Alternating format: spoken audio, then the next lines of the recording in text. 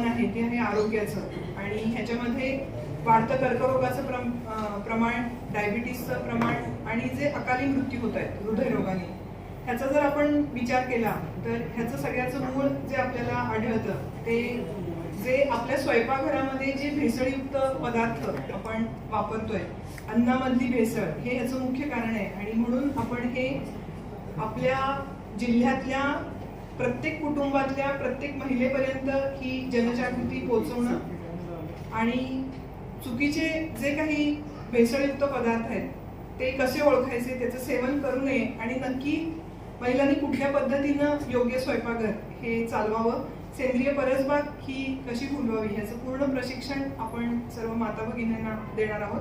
आणि ह्याचा शुभारंभ हा आपण 15 ऑगस्ट रोजी करणार आहोत. 15 ऑगस्ट रोजी प्रत्येक ग्रामपंचायतीमध्ये महिला सभा, बालसभा यांच्यामध्ये आपण प्राथमिक शाळा आहेत, अंगणवाडी आहेत, तिथे आपण शपथ घेणार आहोत की आम्ही आमचं स्वयंपाकघर हे विषमुक्त करणार आहोत. समारोप त्याचा कधी होणार आहे? समारोप त्याचा साधारण एप्रिलमध्ये होणार आहे. हे जे विषमुक्त घर स्वयंपाकघर आहे तोच प्रयोग पूर्ण महाराष्ट्रभर राबवला जाईल का, फक्त सातारा?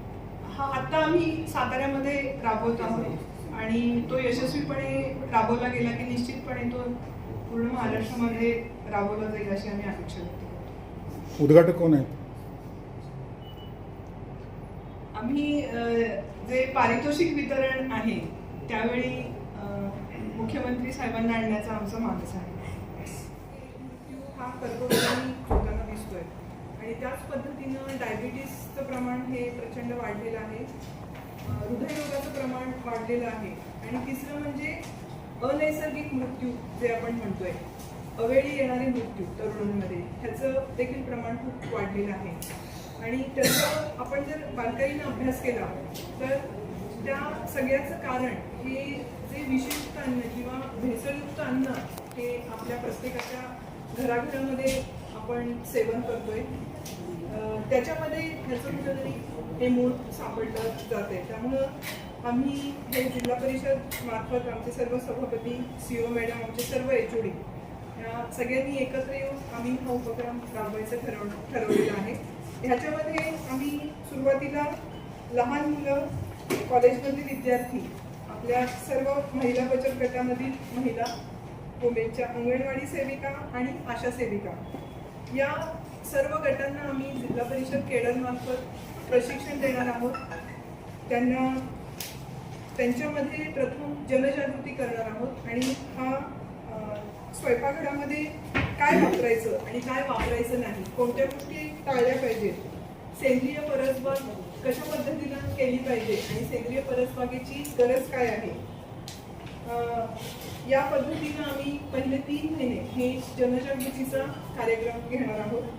आणि ज्या ज्या महिला या अभियानामध्ये सम्मिलित होतील त्या महिलांचा आम्ही सन्मान करणार आहोत. आणि आमचं हे काम आम्ही बूथ लेवल आणि गाव पातळीवर प्रत्येक जिल्ह्यातल्या 1500 ग्रामपंचायती आहेत आणि जवळजवळ 3100 बूथ आहे.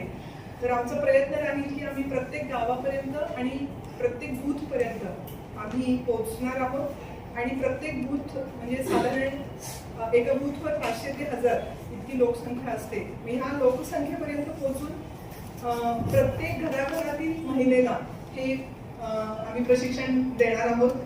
कारण आपण पाहतोय की माझे गुरु परमपूज्य काळसिद्धेश्वर स्वामीजी हे गेले 20 वर्ष या ह्याच्यामध्ये काम करत आहेत आणि त्यांच्या संकल्पनेतून आणि त्यांच्या प्रेरणेतून आम्ही हे काम पुढे चालवतोय. आपण जर पाहिलं तर जवळजवळ 5 ते 10% लोकांनाच ह्याची जागृती आहे की आपण नक्की भेसळयुक्त पदार्थ खातोय की नाही खातोय आणि भेसळयुक्त पदार्थ खाल्ल्यामुळे नक्की आपल्या आरोग्यावर काय परिणाम होतोय. त्यामुळे आमची संकल्पना अशी आहे की 100% जनतेपर्यंत, पूर्ण जिल्ह्यातल्या प्रत्येक महिलेपर्यंत जेव्हा हे ज्ञान पोहोचेल तेव्हा निश्चितपणे तिचं स्वयंपाकघर हे जे रासायनिक केमिकल वापरले जात आहेत, खाद्यपदार्थातले रंग वापरले जात आहेत, तेलामध्ये भेसळ आहे, तर हे भेसळयुक्त पदार्थ आपण खातोय हेच आता माता भगिनींना, शेवटच्या माता भगिनीला हे माहीत नाहीये. त्यामुळं हे जेव्हा त्या माता भगिनीला कळेल आणि आम्ही त्याच्या सोप्या सोप्या पद्धती भेसळ कशी ओळखावी याचं आम्ही प्रशिक्षण देणार आहोत. जसं